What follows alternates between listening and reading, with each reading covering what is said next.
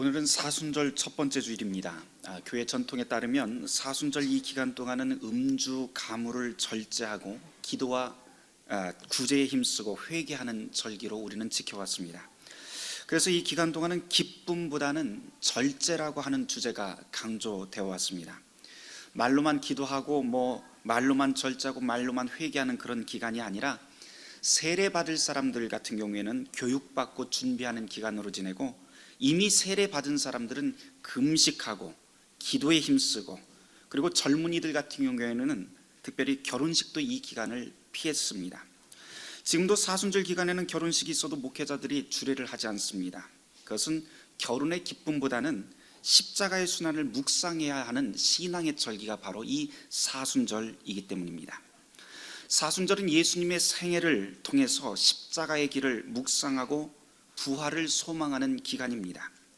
바라기는 이 자리에 있는 모든 교우 여러분들이 이 사순절 기간 동안 기도에 힘쓰고 절제하고 구제에 힘쓰고 십자가의 길을 진실로 소망하는 복된 사순절 되시길 주님의 이름으로 축원합니다. 사순절 첫 번째 주일 교회력 본문은 우리가 전체를 쭉 이렇게 훑어보면 한 가지 주제로 다 초점이 맞춰집니다. 유혹, 시험, 죄, 이런 문제들입니다. 구약의 말씀인 창세기 3장은 선악과 사건입니다. 그리고 복음서 말씀인 마태복음 4장의 말씀은 예수님의 시험 기사입니다. 창세기 3장의 말씀, 그것은 선악과 사건에서는 뱀이 유혹했고 그 유혹에 아담과 하와는 실패합니다. 그것을 일컬어서 우리는 원죄 사건이라고도 부르면서 신학을 하는 사람들에게는 죄를 다루는 죄론에서 죄론의 총론으로 여길 정도로 가장 중요한 그러한 본문으로 창세기 3장을 이야기합니다. 마태복음 4장에서 예수님의 시험 기사에서는 사탄이 예수님을 유혹합니다. 세 가지 시험으로 유혹합니다. 그 유혹에 예수님은 구약의 아담과 하와와는 달리 승리하십니다. 그 후에 예수님께서는 복음의 사역을 당당하게 펼쳐나가십니다. 복음서 말씀에 나오는 예수님이 당하신 그 세 가지 유혹, 우리가 모두 다 잘 알고 있는 내용이죠. 첫 번째는 돌을 떡덩이로 만들려고 하는 유혹입니다. 먹고 사는 문제를 가지고 유혹하는 겁니다. 두 번째로 성전 꼭대기로 데리고 가서 뛰어내려라, 그러면은 하나님의 사자가 너를 안전하게 바칠 것 아니냐, 이렇게 이야기합니다. 이것은 다름 아니라 세상에서 남들보다도 더 높은 인기를 구가하면서 살지 않겠느냐 하는 명예욕에 관한 유혹입니다. 세 번째 마지막 시험인 나에게 절하면 온 세상을 주겠다고 하는 그 유혹, 이것은 소유에 관한 유혹입니다. 먹고 사는 문제, 명예에 관한 유혹, 그리고 인간의 소유욕, 이 세 가지는 우리가 인간이 살아가면서 가장 기본적인 욕구라고 할 수 있습니다. 그렇기 때문에 여기에서 우리가 먼저 고려해야 될 것은 떡 자체를 두고, 유혹의 대상 자체를 두고 악하다 선하다 말할 수 없다는 것입니다. 떡 자체를 두고 선하다 악하다 말할 수도 없거니와 우리가 그러한 욕구를 가지고 있다고 해서 그 사람이 악하다 선하다 미리 지레 판단해서도 안 된다는 것입니다. 다만 성경이 우리에게 전하고 있는 것은 유혹이 우리에게 왔을 때 그 유혹에 굴복하게 되면 그 틈을 타고 죄가 들어온다고 하는 것이고, 그 죄가 우리의 육체와 영혼을 병들게 만들고 끝내는 사망에 이르게까지 한다 하는 것이 성경이 전하고 있는 유혹에 대한 말씀입니다. 복음서 말씀만 그런 것 아닙니다. 구약의 말씀도 동일하죠. 선악과 자체 악한 것 아닙니다. 하나님께서 만드신 선악과이기에 오히려 선합니다. 마찬가지로 하나님께서 만드신 이 피조세계의 모든 만물은 다 본질적으로 선합니다. 다만 문제는 하나님께서 우리에게 주어진 이 피조물을 어떻게 사용하느냐에 따라서 선하고 악한 것으로 갈리게 되고 죄의 문제로 불거지게 된다는 것이죠. 쉽게 이야기를 한번 해볼까요? 저는 초콜릿 개인적으로 하나도 좋아하지 않습니다. 그래서 제 책상 위에다 누가 초콜릿을 갖다 놓으면요, 눈길 하나 주지도 않고 그거 먹어보지도 않습니다. 그래서 그 초콜릿이 제 건강에 전혀 치명적이지 않습니다. 그런데 그 초콜릿이 어떤 사람에게는 아주 건강에 치명적일 수가 있습니다. 어디 초콜릿뿐이겠습니까? 밥도 그렇죠. 모든 사람이 밥 먹고 살아야 됩니다. 그런데 밥 자체를 놓고 이게 선하다 악하다 누구도 이야기하지 않습니다. 다만 그 밥을 아예 먹지를 않으면 문제가 생깁니다. 또한 너무 많이 먹어도 문제가 생기죠. 이것이 무슨 이야기일까요? 제가 굳이 이 이야기를 하는 이유가 있습니다. 초콜릿이나 밥이나 선악과나 떡이나 그것 자체가 선하고 악한 것 아니라고 하는 뜻입니다. 다만 그것을 사용하는 사람이 오용할 때 그 사람 속에서부터 그 죄가 시작한다고 하는 것을 우리는 성경에서 반드시 전제로 삼고 읽어야만 합니다. 그럼에도 불구하고 분명한 것은 유혹이 있을 때 죄는 그 유혹이 만들어 놓은 그 틈을 타고 우리에게 비집고 들어온다는 것이죠. 원죄 사건이라고 불리는 창세기 3장의 선악과 이야기 여러분들이 잘 아실 것입니다. 바로 그 원죄 사건이 우리에게 이것을 알려줍니다. 제가 이제부터 이 창세기 3장에 있는 내용을 가지고 함께 말씀을 풀어서 이야기를 하려고 하는데요, 원죄가 무엇인지 그리고 창세기 3장에 나오는 이 내용을 사람들이 너무나 오해하고 있습니다. 그래서 오해를 좀 풀기 위해서 제가 아주 쉬운 퀴즈 하나 내고 여러분 시작을 해보려고 합니다. 창세기 3장에는 뱀이 등장합니다. 이 뱀의 정체는 무엇일까요? 뱀의 정체가 무엇일까요? 사탄입니까? 진짜요? 우리는 보통 다 사탄이라고 생각합니다. 그런데 그래서 무슨 마법적인 힘을 갖고 있거나 마성적인 힘, 사탄이 아니더라도 사탄이 저주한 그 저주의 힘을 통해서 신비한 존재로 여자를 꾀한 그러한 죄의 근원으로 우리는 생각합니다. 그런데 사실 뱀이 사탄이라고 하는 단서는 구약 성경 어디를 찾아봐도 단 한 군데도 나오지 않습니다. 우리가 이 뱀을 사탄이라고 생각하는 그 방식은 구약 성경에서 유래한 것이 아니라 랍비들의 랍비 문헌에서 시작을 하는데요, 고작해야 기원전 1세기경에 있었던 솔로몬의 지혜서라고 하는 곳에서 단 한 번 등장했을 정도로 이 근거는 아주 희박합니다. 말씀에서 이야기하는 뱀은 사탄적인 존재라고 하는 그것 사실은 구약 성경의 배경과는 전혀 상관없는 이야기입니다. 아마도 이렇게 생각하는 데는 고대 중동 지방의 문화도 좀 연결이 있을 텐데요, 특별히 창세기가 강조하고자 하는 것은 이방 문명 안에서 뱀을 신성시하던 그 문화 가운데서 그 신비한 뱀조차도 결국 하나님의 눈으로 보면 뱀은 뱀일 뿐이다 라고 하는 그것을 성경은 이야기합니다. 하나님 백성에게 뱀은 뱀일 뿐이고 이방인들이 그렇게 존경하고 숭배하는 그 신조차도 아무것도 아니라고 하는 사상이 성경에 드러납니다.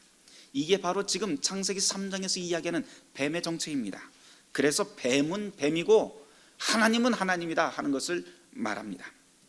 그런데 이런 문화적인 배경 제쳐놓고서라도 우리가 한국 사람이잖아요. 한국 사람들이 이 본문 보면서 굉장히 오해할 수밖에 없는 대목이 여기에 등장합니다. 그것은 한국 사람들 생각에 뱀은 굉장히 부정한 동물로 생각하기도 하거니와 여기에 덧붙여서 창세기 3장 1절 상반절에 나오는 그 내용을 읽어보면 우리가 뱀이 굉장히 부정한 동물이고 사악한 동물이구나 이렇게 생각할 수밖에 없는 그런 근거를 제공하고 있습니다. 성경을 함께 여러분들 찾아보시기 바랍니다. 창세기 3장 1절 말씀입니다. 거기에 보면 제가 읽어보도록 하겠습니다. 그런데 뱀은 여호와 하나님이 지으신 짐승 중에 가장 간교하니라 이렇게 되어 있습니다. 성경에서 지금 한글 성경에서 뱀을 가장 간교한 짐승이라고 표현을 했는데 우리말로 간교하다고 하는 뜻이 무엇일까요? 간교하다? 그것은 불의한 의도를 가지고 잔머리를 쓴다고 하는 표현입니다. 그래서 뱀을 볼 때 우리는 이 원죄 사건에 나오는 이 뱀을 읽을 때 아주 사악한 동물로 그렇게 미리 생각합니다. 그런데 여기에서 쓰여진 간교하다고 하는 이 히브리어 원문은 우리가 생각하는 그런 잔머리 쓰고 부정한 그런 의미가 아닙니다. 여기에 히브리어 아룸이라고 하는 단어가 사용되는데요, 이 아룸이라고 하는 것은 선과 악 그 사이에 아주 어느 쪽에도 치우치지 않는 가장 중립적인 단어입니다.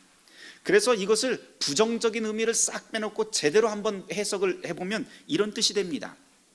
뱀은 하나님이 지으신 동물 중에 가장 머리가 좋고 눈치가 빠르고 교묘한 동물이다. 이 정도로 해석이 가능합니다. 그래서 1절에 나오는 이 뱀, 그것은 사악하거나 죄를 들어오게 하는 그러한 신비적인 동물로 창세기 3장에서 이야기하지 않는다는 것을 우리는 반드시 기억하고 이 본문을 읽어내려가야 합니다. 더군다나 3장 2절 말씀, 그 다음부터 이어지는 이 말씀을 보면은요, 뱀과 여자가 대화하는 그 대화 내용이 나옵니다. 거기에 보면 뱀이 죄를, 우리 이 인생 가운데 뱀이 죄를 들어오게 했다고 하는 우리의 통념을 완전히 산산조각 내버립니다. 한번 볼까요? 2절에서 뱀이 이렇게 질문을 합니다. 하나님이 참으로 동산나무에 있는 모든 과실들을 먹지 못하게 금지했느냐, 이렇게 물어봅니다. 근데 이 질문만 우리가 아주 객관적으로 다시 한번 읽어봅시다. 뱀이 하고 있는 이 질문은 사실 어떤 의도가 없습니다. 시험하려고 하거나 유혹을 하려고 하는 그런 의도가 없고 아주 통상적인 질문입니다. 그냥 질문입니다. 그런데 그 다음에 여인의 답변을 보면 여기에서부터 문제가 생기기 시작합니다. 여인이 말합니다. 동산 중앙에 있는 나무의 열매는 하나님 말씀에 너희는 먹지도 말고 만지지도 말고 만지도 말라, 너희가 뭐라고 되어 있습니까?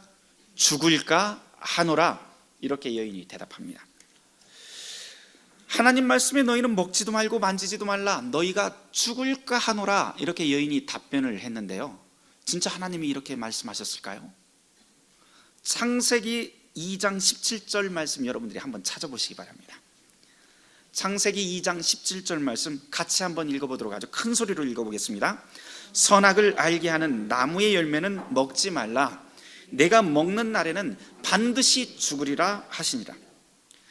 하나님의 명령은 뭐라고 했어요? 너는 먹으면 반드시 죽는다, 이렇게 말씀을 하셨는데 지금 여자의 말은 뭐라고 합니까? 죽을까 하노라, 혹시 죽을지도 몰라, 이렇게 하나님의 말씀의 본질을 약간 흐릿하게 만들어 버립니다. 자기 편한 대로 해석한 것이죠. 여기서부터 죄가 들어올 수 있는 틈이 생기기 시작합니다. 하와가 이렇게 말하자 뱀이 다시 말을 건넵니다. 4절 말씀입니다. 거기에 뱀이 이렇게 말합니다. 뱀이 여자에게 이르되 너희가 결코 죽지 아니하리라. 너희들이 이것을 먹으면 눈이 밝아져서 하나님처럼 될까봐 하나님이 금지했다, 이렇게 또 설명을 합니다. 이 5절에 나와 있는 이 뱀의 이야기는요, 거짓말이 아닙니다. 사실은 여러분들 성경을 찾아보시면 창세기 3장 22절 말씀에 뱀이 했던 그 말이 진짜였다고 하는 것을 하나님이 당신 스스로 말씀하시는 대목이 나옵니다.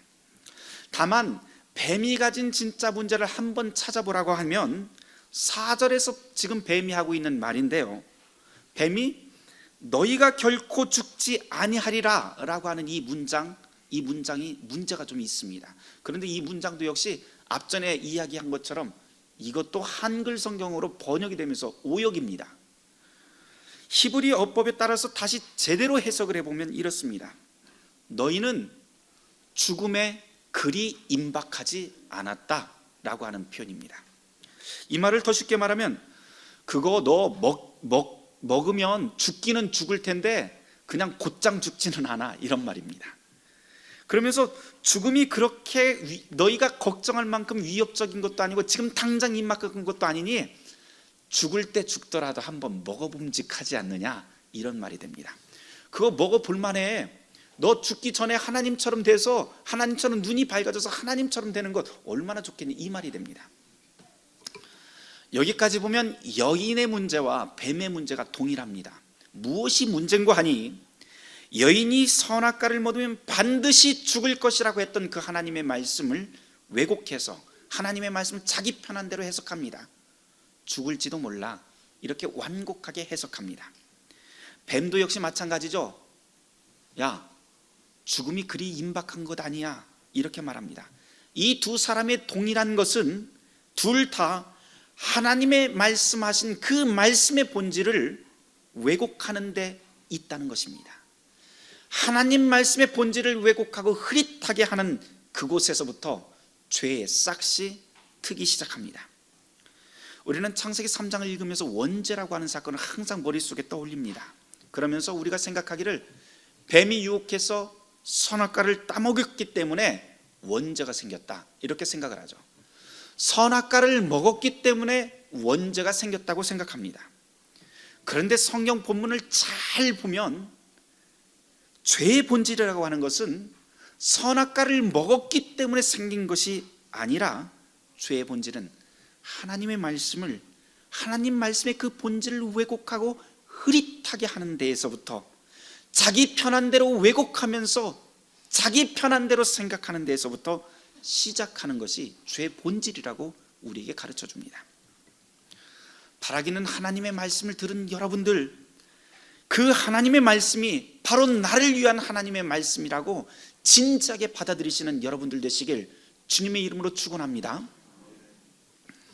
여기서 이 본문을 보면서 한 가지 더 생각해야 될 것이 있습니다. 그것은 왜 하나님이 이 선악과를 먹지 말라고 금지했을까라고 하는 것입니다. 저는 그 이유를 4절에 나온 이 뱀의 진술에서 한번 발견해 봅니다. 뱀이 이렇게 말합니다. 너희가 결코 죽지 아니하리라. 이미 말씀드린 바와 같이 이 구절은 오해의 소지가 아주 다분한 오역입니다. 그래서 원래의 뜻은 죽음은 그리 임박한 것이 아니다, 그 번역이 옳다고 미리 말씀을 드렸습니다. 죽기는 죽되 나중에 죽으니까 걱정하지 말라는 뜻입니다. 여기서 창세기 2장 17절에 나온 하나님의 말씀과 비교를 해보면 이 뱀의 진술도 무언가 차이가 드러납니다. 그 차이는 다른 것이 아니라 죽는 시기에 대한 타이밍의 문제입니다. 하나님이 말씀하시는 그 때와 뱀이 지금 이야기하고 있는 하나님의 때는 조금 다릅니다. 하나님은 반드시 죽는다고 말씀하셨는데 뱀은 아직 아니야 라고 말합니다. 그 타이밍을 제멋대로 해석합니다. 하나님의 때와 뱀이 말하는 때 분명 차이가 있습니다. 그리고는 하나님과 같이 될 것이니까 죽더라도 먹을 만한 가치가 있지 않느냐고 말하고 있습니다. 이 말 다음에 여자는 뱀의 말을 듣고 선악과를 먹고 그 다음에 우리가 원죄라고 부르는 그 대목 한가운데로 그 가운데 주인공이 돼버립니다. 그 후에 인간 세계에 사망이 들어오게 됩니다. 이것을 두고 사도 바울은 죄의 삭은 사망이다, 이렇게 표현을 한 것이죠. 여기서 죽음이 인간에게 들어오는 결정적인 계기를 보게 됩니다. 바로 선악과를 따먹었기 때문에 죄가 우리 한가운데 들어온 것이 아니라 하나님의 때를, 하나님의 말씀을 왜곡하고 하나님의 때를 자기 마음대로 재단하고 하나님의 딸을 자기 마음대로 당기려고 하는 인간의 본성에서부터 죄가 시작한다고 하는 것이죠. 자동차를 운전하는 것 잘못 아닙니다. 그렇죠? 자동차 운전하면 편하잖아요. 그런데 5살짜리 꼬마애가 도로 한가운데서 시동을 켜놓고 운전대를 잡고 있다면 그거 분명 잘못입니다. 주방에 있는 잘 드는 칼, 식도가 문제 아닙니다. 식도 자체로서 문제가 아닙니다. 그런데 5살짜리 아이가 주방에 들어가서 그 칼을, 날선 식도를 붙잡고 이렇게 서 있다면 그거 문제가 됩니다. 그 어떤 자비로운 부모도 아이가 5살짜리 아이가 주방에 들어가서 식도 들고 있는 그 모습 주고 잘하고 있다고 박수치면서 너 잘한다, 아주 독립적이구나, 아주 자율적이구나, 이렇게 칭찬하는 부모 없습니다. 만일 그렇다면 그 부모 정신 나간 부모입니다. 5살짜리 아이가 운전하고 칼을 드는 것, 아이의 생명과 직결됩니다. 그 직결되는 문제를 알고 있기 때문에 부모는 반드시 단호하게 금지합니다. 그래야 아이가 안전하죠. 나니아 연대기로 유명한 C.S. 루이스라고 하는 분이 있는데요, 이 C.S. 루이스가 선악과를 금지하는 하나님을 이런 관점에서 설명합니다. 하나님은 인간을 정말로 사랑하십니다. 그러나 아직 인간에게는 때가 이르지 않았기 때문에, 때가 이르지 않았고 성숙하지 않은 인간에게 선악과는 마치 아이에게 주방의 칼을 쥐어주는 것 같다고 루이스는 이렇게 이야기를 합니다. 그러나 때가 되면 하나님의 백성은 반드시 선악을 분명하게 알게 되는 때가 온다고 말합니다. 그때까지는 선악과는 우리에게 금지된 열매입니다. 그때까지는 하나님의 자비로운 구속 안에서 우리는 살아가야 됩니다. 그때가 되기까지, 그때를 우리가 당길 수도 없거니와 그때가 되기까지는 우리가 걸어가야 될 성숙의 과정들이 분명히 있습니다. 그런데 그 과정, 그 성숙의 과정을 생략한 채 아이가 어른이 되겠다고 칼을 집어드는 순간 문제가 생기는 것입니다. 예수님께서 광야에서 사탄에게 시험을 당하신 목록, 여러분들 다시 한번 떠올려 보시길 바랍니다. 예수님께서 마지막 그 광야, 마지막 세 번째 그 시험의 목록은 나에게 절하면 세상 모든 것을 다 주겠다고 하는 소유에 대한 이야기였습니다. 그 유혹이었습니다. 그런데 예수님께서 사탄을 물리치십니다. 그 유혹을 밀어버립니다. 그런데 여러분 잘 생각해 보십시오. 예수님 원래 세상의 만물의 주인 아닙니까? 만물의 주인이신 예수님께서 왜 그 유혹을 물리치셨을까요? 왜 그 사탄을, 그 유혹을 물리치셨을까요? 이유는 단 하나밖에 없습니다. 그것은 아직 그 때가 아니라는 것입니다. 하나님이 정하신 그 때를 앞당길 수도 없거니와 그때까지 걸어가는 모든 과정을 생략해서는 안 된다고 하는 예수님의 선언입니다. 예수님은 분명 만물의 주인이십니다. 그렇지만 온전한 하나님의 그때가 되기까지 예수님은 천천히 골고다 언덕으로 십자가를 지고 올라가십니다. 여기에 바로 선악과 금지의 포인트가 있습니다. 우리의 문제를 한번 돌려볼까요?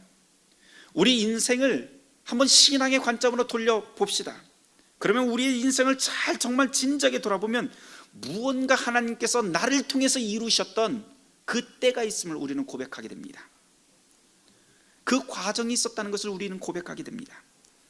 그 때가 되지 않았는데도 꼼수를 부리고 내 힘으로 무언가 이루어 보려고 그렇게 하는 때는 그 일이 잘 되지도 않거니와 억지로 해서 만일 됐다고 하더라도 반드시 그 상황에는 부작용이 생겼다는 것, 우리 신앙인들은 알만한 진리입니다. 이 땅에 수많은 목사님들이 있습니다. 목사가 되어서 목회를 한다는 것 참으로 영광스러운 일입니다. 저 자신도 그렇게 생각을 하고 그렇게 목회를 하고 있습니다. 그러나 목사가 되기까지 분명히 거쳐야 될 그 과정들이 있습니다. 학교에 들어가서 공부해야 됩니다. 그리고 졸업해야 됩니다. 그리고 전도사 준목 과정을 통해서 검증을 받아야 됩니다.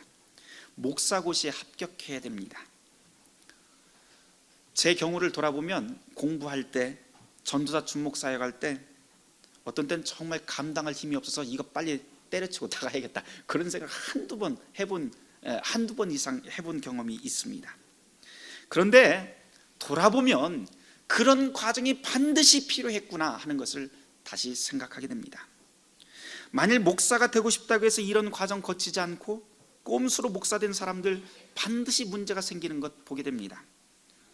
인천공항에서는 분명히 집사였는데 LA공항 딱 내려서는 목사가 되어 있습니다. 그런 사람들이 문제를 만듭니다. 하나님의 때와 과정을 다 무시하고 제멋대로 하나님의 때를 끌어당길 때, 그때부터 문제가 생깁니다. 그래서 우리는 종종 이렇게 말합니다. 아니, 그렇게 사느니, 내가 발버둥 치면서 사느니 차라리 하나님의 발길에 채여서 사는 인생이 참으로 복된 인생이다, 이렇게 고백을 하는 것이죠. 인간의 때와 하나님의 때는 분명 다릅니다. 하나님께서 에덴 동산에서 선악과를 금지한 이유가 바로 여기에 있습니다. 선악과가 악해서 금지한 것 아닙니다. 아직 하나님의 때, 선악과를 먹고 아담과 하와의 눈이 완전히 밝아질 때가 이르지 않았기 때문입니다. 분명한 것은 성경 전체를 읽어보면 우리에게도 선악과를 먹을 때가 반드시 온다는 것입니다. 눈이 밝아져서 세상의 모든 선악을 분별할 그때가 온다는 것을 성경은 우리에게 말합니다. 그렇다면 그것이 언제일까요? 그렇다면 그때가 언제일까요? 성경은 그때를 바로 예수 그리스도의 때라고 우리에게 전합니다. 그리스도 예수가 우리의 구원자로 임하시고 그를 믿는 믿음 안에 있을 때 우리는 그 유혹과 시험을 당당하게 이겨낼 수 있게 됩니다. 아담과 하와는 실패했습니다. 그러나 예수님은 승리합니다. 아담과 하와, 뱀은 모두 다 하나님의 말씀을 자기 편한 대로 해석했고 죽음을 불러왔습니다. 그러나 예수님은 성령에 이끌려서 모든 유혹과 시험에 맞섰고 그리고 승리했으며 그를 믿는 모든 자들에게 영원한 생명을 주셨습니다. 예수님이 가르치신 그 승리의 원리 단 한 가지입니다. 하나님을 시험하지 말라는 것이고 하나님은 하나님이고 인간은 인간이라고 하는 것입니다. 이 간단한 진리를 왜곡하는 한 우리는 유혹 앞에 실패할 수밖에 없습니다. 우리의 실패를 남의 것으로 돌려서도 안 됩니다. 그 실패는 선악과 때문도 아니고 떡 때문도 아니고 여자 때문도 아니고 뱀 때문도 아닙니다.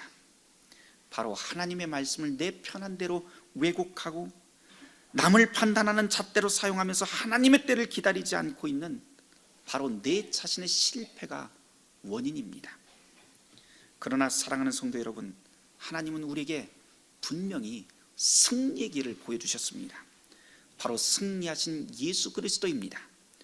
주님의 광야 시험 기사가 나오는 마태복음 4장 1절 말씀을 여러분들이 유심히 잘 보시면 예수님은 성령에 이끌려서 광야로 시험 받으러 갔다고 기록합니다.